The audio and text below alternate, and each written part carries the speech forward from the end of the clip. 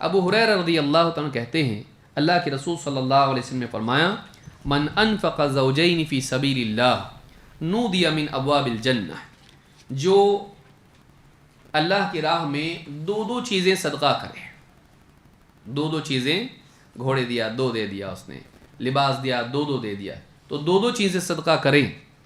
نودی من ابواب الجنہ، اس کو جنت کے دروازوں سے آواز دی جائے گی، یا عبداللہ ھذا خیر، اے اللہ کے بندے یہ دروازہ تیرے لیے زیادہ اچھا ہے، یہاں سے آ۔ ہر دروازے والے بلائیں گے یہاں سے آ جا، یہاں سے داخل ہو۔ فمن کان من اہل الصلاۃ دعی من باب الصلاۃ، اگر وہ شخص نمازیوں میں سے تھا،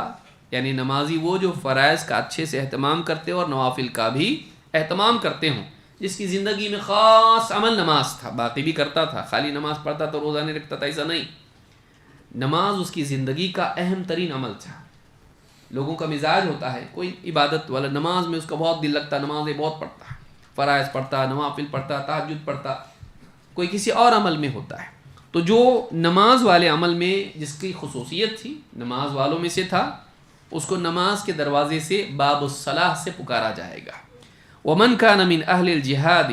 دعی من باب الجہاد،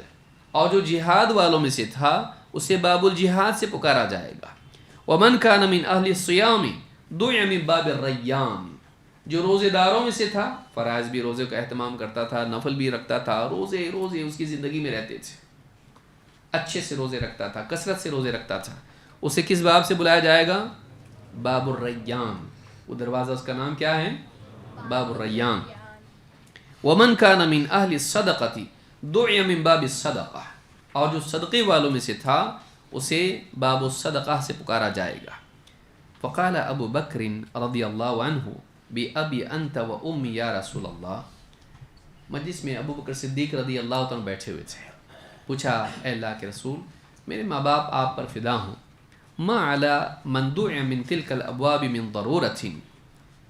اگر ان سارے دروازوں سے کسی کو پکارا جا رہا ہے تو اگر اس کو سارے دروازوں سے نہ پکارا جائے تب بھی تو کوئی نقصان کی بات نہیں، جانا تو ایک ہی دروازے سے ہے، کوئی ضرر نہیں اس کے لیے۔ فَهَلْ يُدْعَى أَحَدٌ مِّن تِلْكَ الْأَبْوَابِ كُلِّهَا، لیکن کیا ایسا ہوگا کہ کسی کو سارے ہی دروازوں سے پکارا جائے؟ یعنی کسی کو باب الریان سے پکارا جا رہا ہے، کسی کو باب الصلاح سے پکارا جا رہا ہے، تو ایک دروازے سے اس کو پکارا جا رہا ہے جس عمل میں اس کی خصوصیت ہے۔ کہا کہ کسی کو سارے دروازوں سے پکارا نہ جائے تو کوئی نقصان کی بات تو ہے نہیں، کیونکہ جانا تو ایک ہی دروازے سے، لیکن کیا کوئی ایسا ہوگا کہ جس کو سارے ہی دروازوں سے پکارا جائے؟ وہ روزے دار بھی تھا، نمازی بھی تھا، جہاد میں بھی جاتا تھا، اور وہ صدقات بھی کرتا تھا، کیا ایسا ہوگا کوئی آدمی کہ اس کو سارے ہی دروازوں سے پکارا جائے؟ قال نعم، آپ نے فرمایا ہاں، ایسے لوگ بھی ہوں گے جنہیں سارے دروازوں سے پکارا جائے گا۔ وَأَرْجُو أَن تَكُونَ مِنْهُمْ، اور مجھے امید ہے کہ تم بھی انہی میں سے ہو، تم بھی انہی میں سے ہو۔ یہ ابو بکر صدیق رضی اللہ عنہ کی فضیلت ہے کہ ان کی زندگی میں صرف ایک عمل نہیں تھا، بلکہ ان کی زندگی میں نماز والے تھے، وہ روزے والے بھی تھے، وہ اور وہ صدقات والے بھی تھے، اور اللہ کے نبی صلی اللہ علیہ وسلم کے ساتھ چاہے ہجرت کا سفر ہو یا جہاد کا سفر ہو ہمیشہ رہتے تھے۔ تو کچھ لوگ ایسے ہوں گے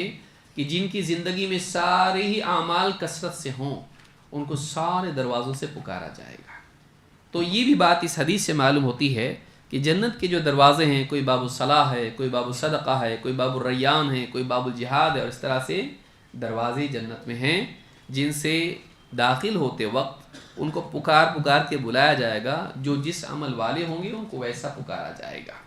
امام البخاری اور مسلم نے اس حدیث کو روایت کیا ہے۔